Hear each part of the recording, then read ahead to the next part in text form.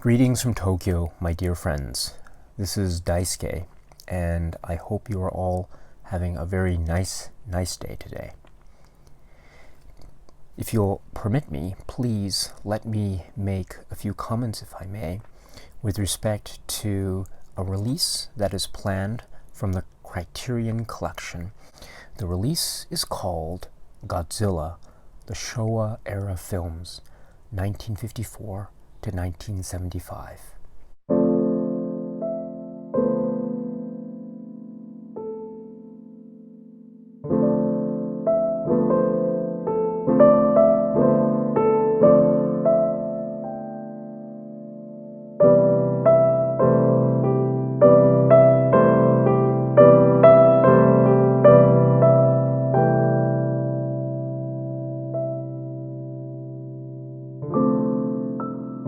There are 15 films planned to be included in this box set that's going to be released at the end of October 2019. They are all Godzilla films, beginning with the first film called Godzilla, which was released in 1954, and then ending with the 15th film in that series called Terror of Mechagodzilla, which was released in 1975. Thus you have the reason for the subtitle of the box, Showa-Era Films 1954 to 1975. So we have the years that are the beginning and the tail end of the years in which the films, the Godzilla films, were released. This is a very big deal. It's, of course, a very big deal, in particular for those who are fans of Godzilla or Gojira. So to have all of the Showa-Era films in one set like this, and not only in one set like this, but also from the Criterion collection, and not only from the Criterion collection, but also as Spine 1000 in the Criterion collection, I think means a lot to those of us out there who are fans of Godzilla films.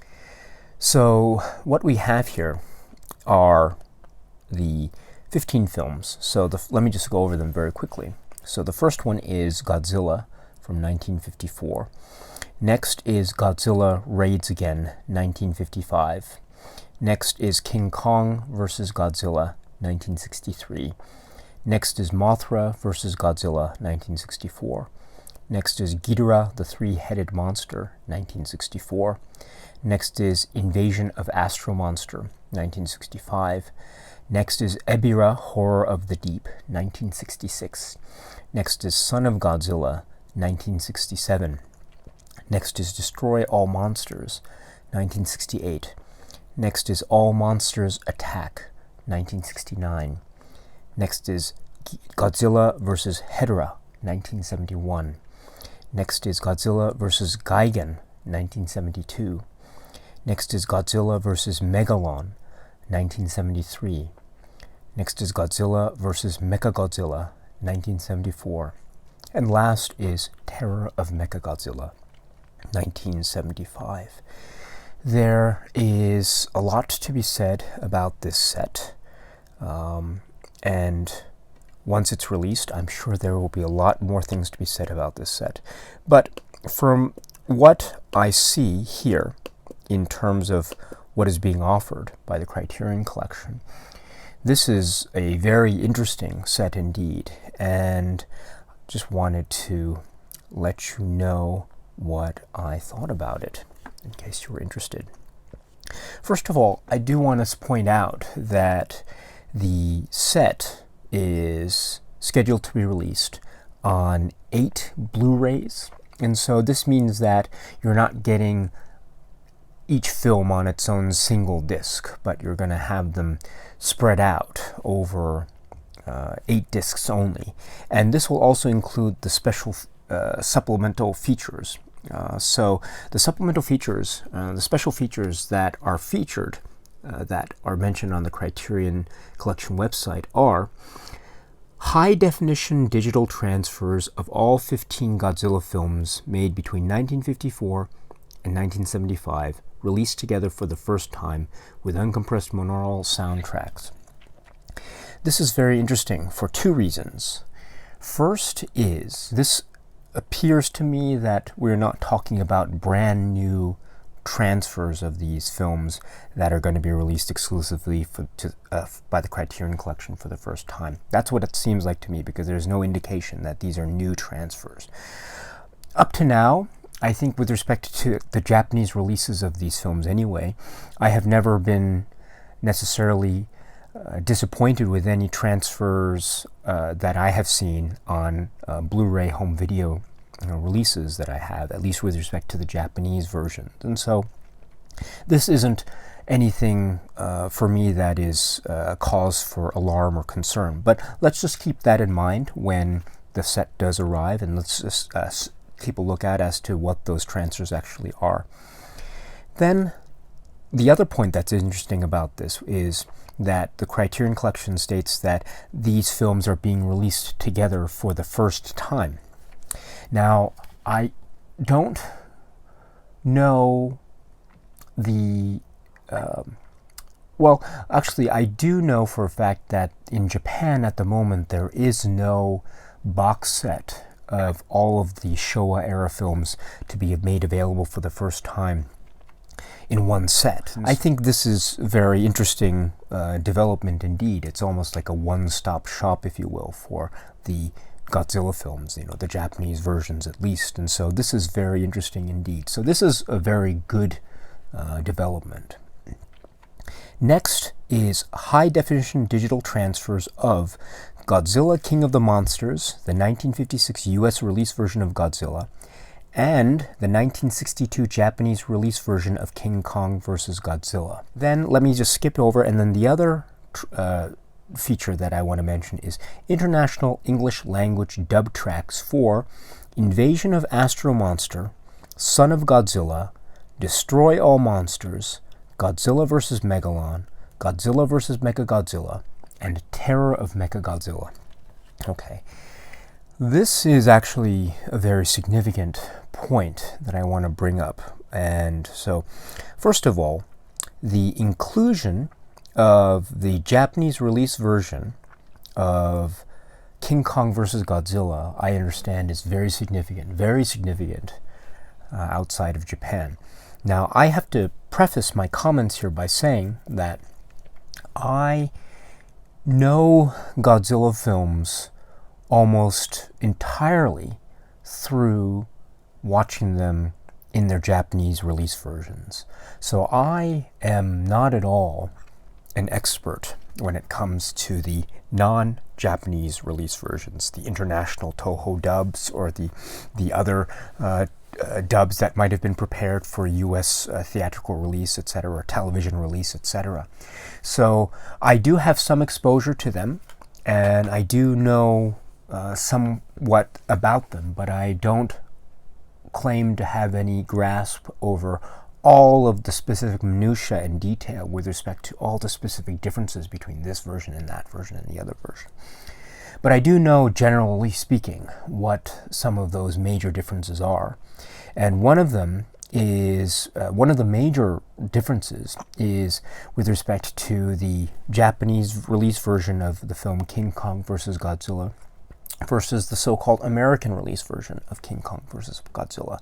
So the fact that the Japanese release version of King Kong vs. Godzilla is being made available through the Criterion Collection release here for the first time is actually quite a big deal in Godzilla film fan circles.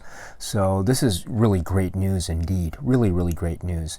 I know of the Japanese version of King Kong vs. Godzilla already. So this, for me personally, it's not like a groundbreaking thing. But at the same time, I can completely appreciate the significance of this point. So this is very significant news indeed. As for the audio commentary, as for the international English language dub tracks, please note that the Criterion Collection box doesn't seem to include the English dub track soundtracks for all of the films. And the Also, the Criterion Collection box does not appear to include any of the other English language cuts, theatrical cuts or television version cuts of any of the other Godzilla films except for Godzilla and King Kong vs. Godzilla. So this is actually, I would say, one of the, well, let me just say this. As I said before, I know the Godzilla films through the Japanese film or Japanese language release versions. And so on the one hand, I don't personally mind the fact that we are not getting all of the, say, English dub soundtracks, or not getting all of the English language cuts that have been made over the years. Because there are so many. There are many more than that which are listed here for many of the other films, but we're not getting those. So on the one hand, I don't necessarily mind that because, as I say, I know the Godzilla films through the Japanese versions. On the other hand, I do very much appreciate the fact that one of the major appeals, I think, of Godzilla films overseas is the fact that they can be seen not only in English, in dubbed English, but there's a certain charm, I think, to watching a Godzilla film in English, because it may be, for some reason, maybe it might seem as though the level of campiness is being elevated, or it might seem to add a certain comic effect, or something like that. Or perhaps, I think, for some people, it is a legitimate approach to film, namely to see the film, not necessarily having to rely on subtitles, but to see the film without just watching it, without having to read something that appears on the bottom part of the screen. I completely appreciate that viewpoint. And so therefore, to watch a film in English, if one's native language is English, or let's say one cannot understand Japanese, to watch a film like Godzilla in English, I think, is a very, very good thing. So from that viewpoint, I would say that it's a little bit unfortunate that not all of the films are being made available also with their English language counterparts, whether it be just the dub, or whether it be also maybe a different cut altogether, or maybe a combination of the two. Okay, so on the one hand, it's a little bit of a shame that we're not getting a more complete catalog, if you will, of all of the non-Japan territory cuts and also the English dubs, etc. Okay, but this is a pretty difficult issue for me. I've been going back and forth in my mind just how significant this particular point is, and I've reached the point where I think it is, while not necessarily detrimental to the whole set, it still feels like there could have been more done here. Now, again, I don't know what the specific situations are with respect to the respective intellectual property rights regarding these particular releases. I'm sure I can make a reasonable assumption, perhaps, that that is the primary reason why not more of these English language materials are being made available in this set. That's the likely assumption that I think is a very reasonable one to make. And at the same time, also, we should acknowledge the fact that we are getting English dubbed tracks, for instance, of some of the films. Again, not all, but we are getting dubbed tracks of some of the films. And we are getting the US versions of 2 of the films. So this is better than nothing. Okay, so this is great on that respect. But again, I have to return to the fact that it does feel a little bit incomplete. And one wishes that perhaps there could have been more here had the opportunities presented themselves. But my guess is that there might have been some things that prevented Criterion from including more than it actually is including. Okay. Knowing Criterion probably wanted to include as much as possible. But oh well. As I say, it's better to have something rather than nothing at all, as it were. Then going back a step, let me say also that the box set then includes audio commentaries from 2011 on Godzilla and Godzilla King of the Monsters featuring film historian David Callett. So this is interesting because these are the commentaries that also appeared on Criterion's Blu-ray release of Godzilla, or earlier release of Godzilla, I should say, spine number 594, which is right here. So these commentaries aren't necessarily new, and Criterion acknowledges such by saying they're audio commentaries from 2011. They are great commentary tracks, really wonderful tracks, but it's, how should I put it? This is also something that I've been trying to go back and forth in my mind. I would have loved to have seen commentary tracks for some of the other films. It would have been great to see those. For instance, the Toho Japanese Blu-rays of these films that were released do have commentary tracks in Japanese, given by certain participants in the crew of some of the films, plus a moderator as well. So they're actually quite good to listen to. It would have been nice to have something similar. Perhaps David Callett as well. Maybe could have been nice to see more of his commentary tracks on other films. So the fact that we are not getting any other commentary tracks except those which have already been made available through Criterion's earlier release of Godzilla is also something that I must admit is a little bit disappointing. I wish that there could have been more in terms of the commentary tracks, but again, having something is better than having nothing at all. Let me say that I know that not every Criterion release has a commentary track, so it's not like commentary tracks are an essential part of Criterion's release history. I get that. I completely get that. But there is just something to be said. It does seem like when you're having commentary tracks that are just for two of the films, not even right, well, one of the primary films plus a supplement film, so to speak, so Godzilla and then the US version of Godzilla. When you have commentary tracks only for two items on a box set, or in a box set that have many, many films, the fact that the other films don't have commentary tracks kind of sticks out, you know? It's a little bit conspicuous, and so I suppose that's what I'm reacting to the most here. But then again, it's not an essential aspect of Criterion's supplemental feature release catalog, so to speak. So it's not a big deal in the long term, but it's just something that it would have been nice to have, let me put it that way, with respect to the other films. Then continuing on, we have the Directors Guild of Japan interview with director Ishiro Honda, conducted by director Yoshimitsu Banno in 1990. So this is very interesting, right? Yoshimitsu Banno is also a very key figure in the world of Godzilla, so this is nice. And of course, Honda, of course, is one of the key figures of the not only Godzilla but also of Japanese cinema. So it's great to have this. Then there are programs detailing the creation of Godzilla's special effects and unused effect sequences from Toho releases, including Destroy All Monsters. So this is worded very interestingly by Criterion.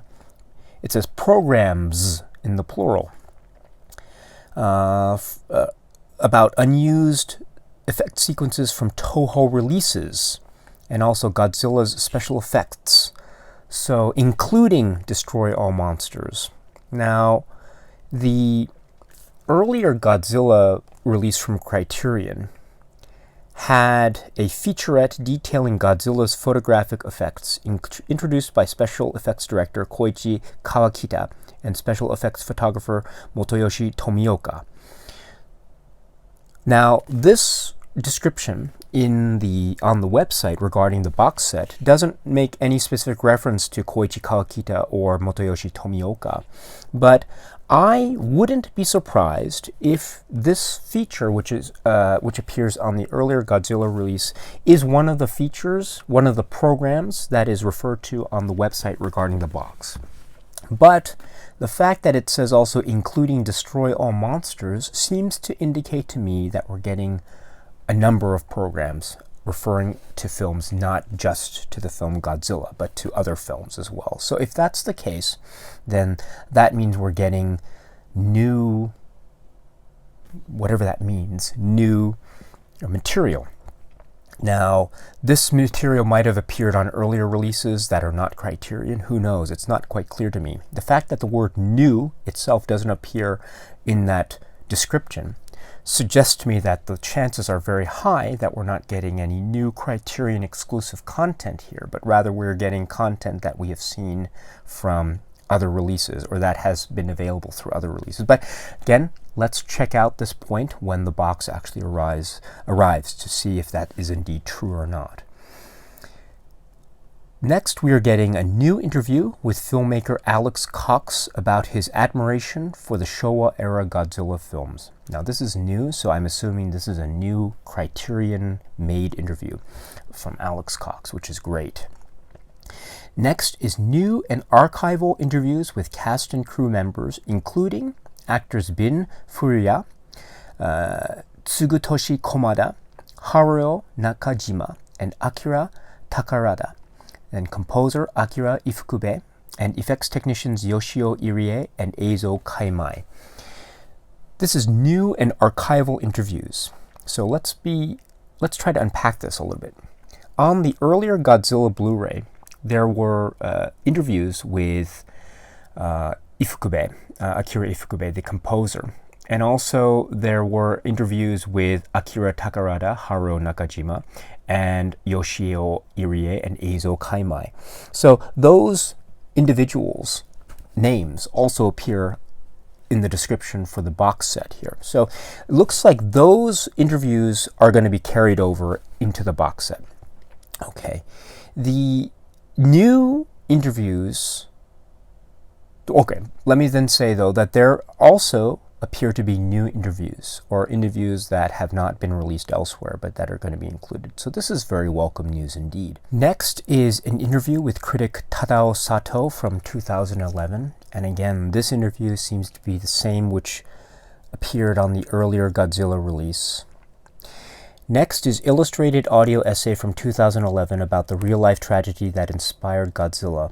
And again, this is also one that seems to have been that occurred on the earlier Godzilla release, plus new English subtitle translations, plus trailers, plus a lavishly illustrated deluxe hardcover book featuring an essay, notes on the film, and new illustrations by various artists' names. So speaking of which, let's go to the artwork here. Please forgive me for the poor lighting here. If you want to take a look at the artwork directly, you should definitely take a look at the Criterion website to see what it has to offer. But here's what we have in terms of the cover art, which I'm assuming is going to be the front cover of the entire box set.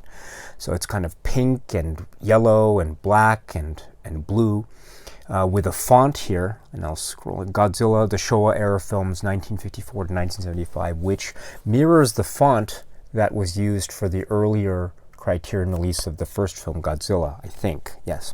So that's very interesting. It's a very stylized font, very nice. And then we have this rendering of Godzilla with the breath.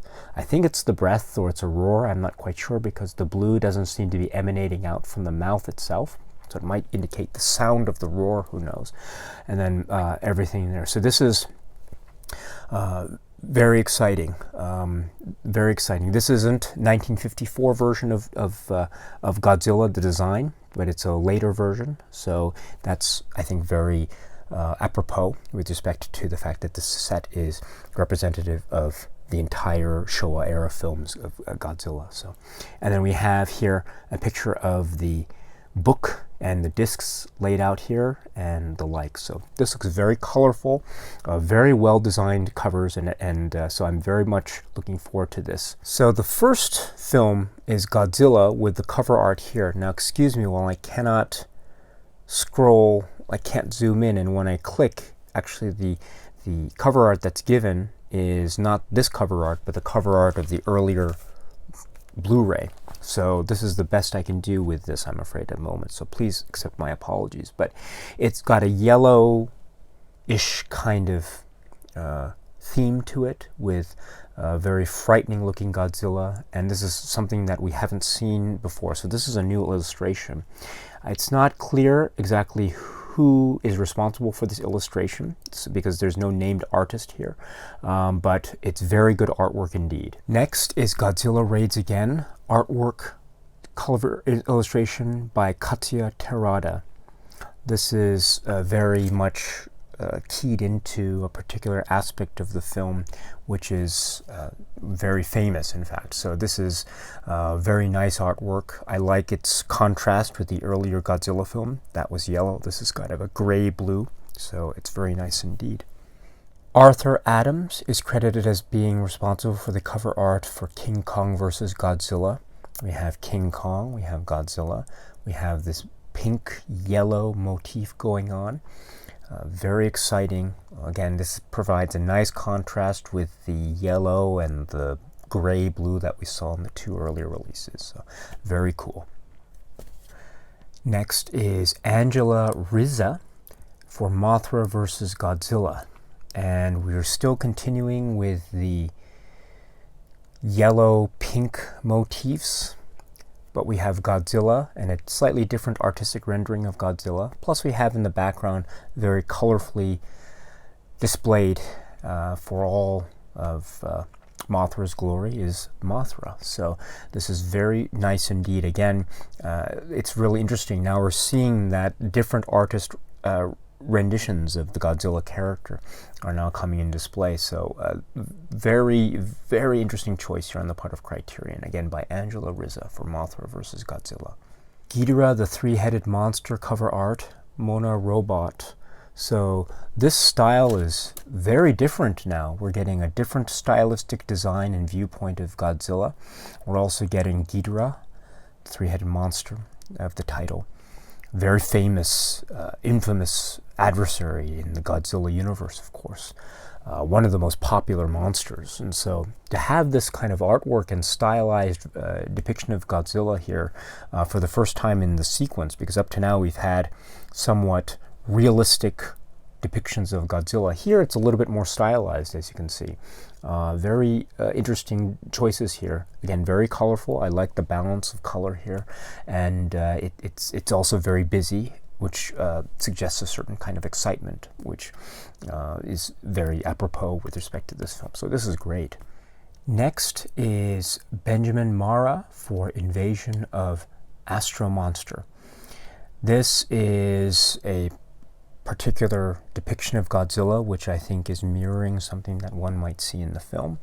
And we also have the blue, or not blue, we have the pink and yellow motifs, but now introduced here are the purple and the green. And we have, again, a different kind of artistic rendition of the monsters in the universe here, and this UFO and all that. So this is all very, very neat, very retro looking. Again, very colorful and really nice. Next we have Simon Gain for Ebirah Horror of the Deep. We have this nice yellow motif, a return of the yellow, which you saw very prominently in the first Godzilla film in the series, as you recall. So it's very, but it's very busy, and it's very eventful. And also very intricate. Notice the particular design of Godzilla there, which I think is really lovely. It has a nice graphic novel, comic book tone to it, which I think is really cool. So, Ebirah Horror of the Deep. Robert Gooden for Son of Godzilla. This is something that, again, we're returning to a blue, purple, black motif, which is a cover that is, I would say, not so busy. It doesn't feel like there's a lot of action in this film, but I don't think that when you see the film, one might realize that the action set pieces are not necessarily the main thrust of the film, perhaps, but it's the introduction of this character, which we have here. So this is, I think, and also it's also nice because you're getting contrasts of the covers as well. Not every cover has to be busy with fights and monsters and that, but some covers can be kind of quiet, which I think this is. So it's a nice contrast in content as well as tone and style. So Son of Godzilla. But then if we thought that Son of Godzilla was very subdued in its tone, we get quite the opposite with respect to the cover art for Destroy All Monsters, and I think appropriately so when one considers the subject matter and the plot of that film, which is quite packed with a lot of stuff. Sophie Campbell.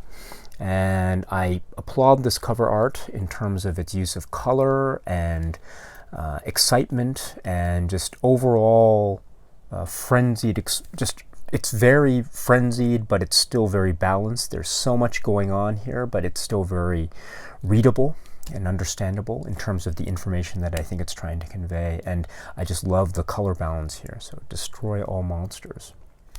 Next is cover art by, I believe it's pronounced Jorge Coelho, for All Monsters Attack. Now, again, we're getting the yellow, pink, and blue and purple, black motifs here, but we're also getting a different vantage point from the viewpoint of the ground and the little child.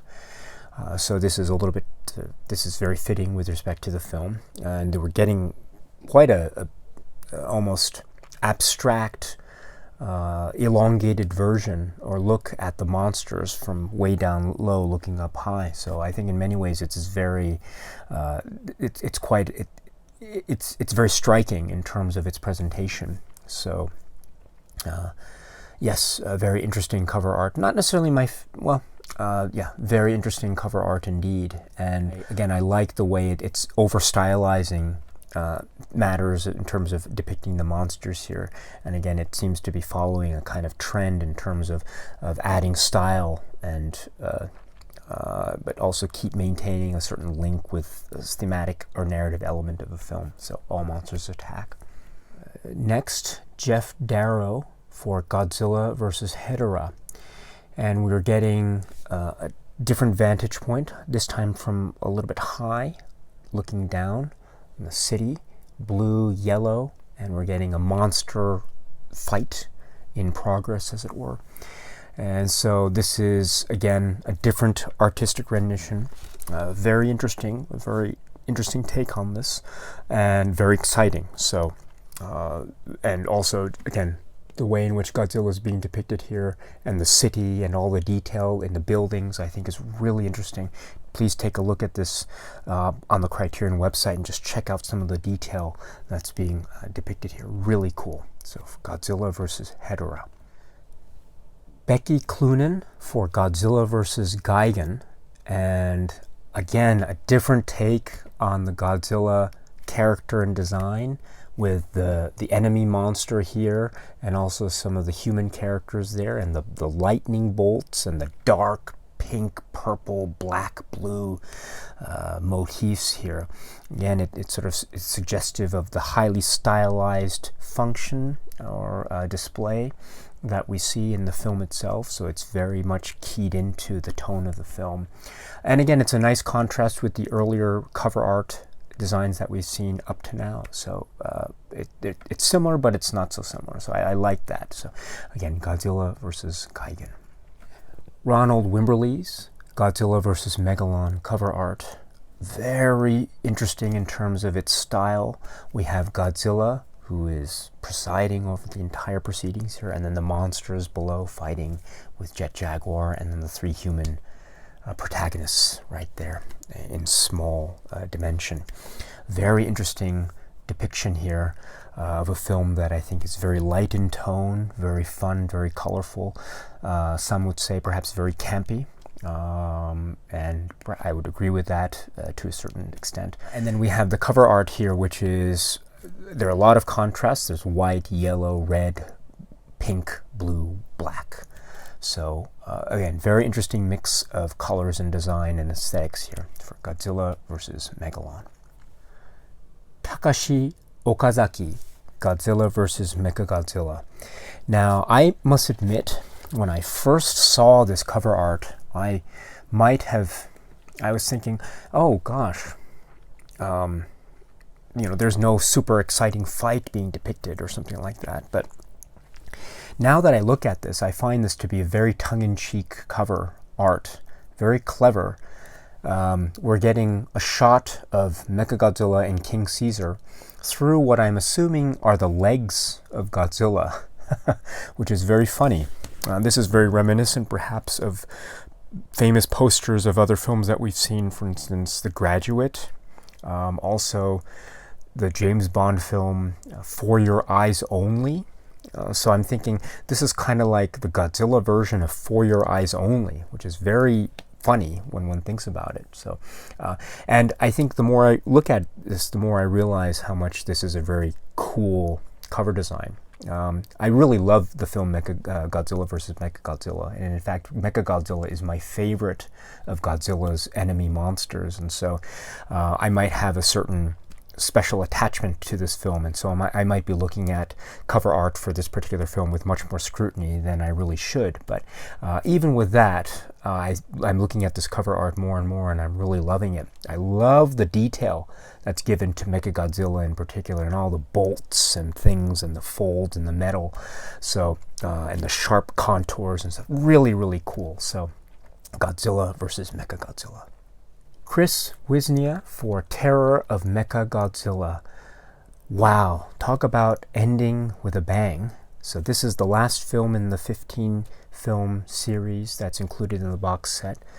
Very colorful, very almost apocalyptic, and it's kind of fitting too, because if you know the film, you know that it is a little bit of a darker film. It has a darker tone, and there's a bit more menace to the film.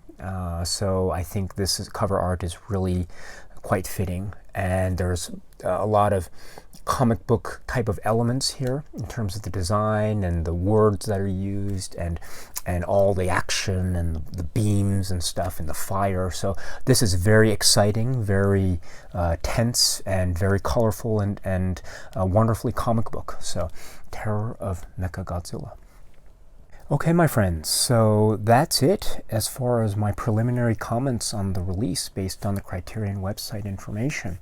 So again, I think it's a release that, while it seems on paper anyway that there might be some aspects of the release that might not necessarily be as complete as one might like. There might be some aspects of the release that one could be critical of in terms of the kinds of supplements that are included or not included, etc. These are points that I think we should keep an eye on when the box is actually released and we can actually look at it and examine it in detail. But in the meantime, let's also not forget that we are dealing with Godzilla films, Godzilla versus a whole range of monsters here during the Showa-Era film run. So this is a very big deal, and I am very excited for this box set. This should be very, very much a great thing. Now, I think this can be seen in a number of ways. I know that perhaps there are some people who might be a little bit disappointed, might be underwhelmed, might be more than disappointed, might be more than underwhelmed with respect to this particular Godzilla release for Spine 1000. And I completely get that. I completely understand that there might be some disappointment for some people out there that this film or these films were released and not other greater or more worthy films. Okay, I completely get that. But we should remember also that just because the Godzilla films are being released in this way doesn't necessarily negate the possibility that other great films can be released in similar types of box sets in the future. We should also remember that last year we saw the Ingmar Bergman cinema box set. This year we are seeing this grand Godzilla box set. So this could be an indication of some kind of pattern with respect to Godzilla, with respect to box sets. So maybe we're going to get a huge box set every year. Who knows? This year is 2019.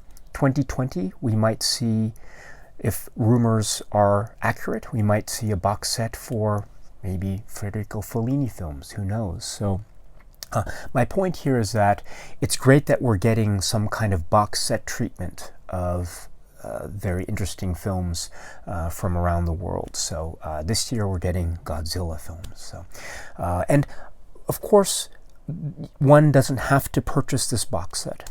If you are unfamiliar with Godzilla films, my suggestion is try to catch some of them on maybe the Criterion channel or through other means. The films are different in tone than the original Godzilla film, 1954, so I would suggest that even if this is the only film you've seen, I would still suggest watching some of the other films, because there is the possibility that one might like this film but not like any of the other sequels. And so if you don't like the films, then it is quite expensive. It does have a hefty price tag, and so I wouldn't necessarily recommend buying the box unless you're pretty much certain that you are into Godzilla films. So check out some of the Godzilla films that I think are available through streaming services and other means. And so check those out, and if you do like them, then this box set is for you. And for those of you out there who are Godzilla fans, I'm pretty sure that this box set is for you as well. Despite some of the aspects of the English dubs and the English releases that I refer to with respect to the supplements here, I think overall this is a very strong or potentially strong release from Criterion. So I'm looking forward to this very much. Okay, my friends, that's it for now. So until we meet again, please be happy and healthy and well. And please keep on watching a lot of great movies. So cheers, and please be well. Take care.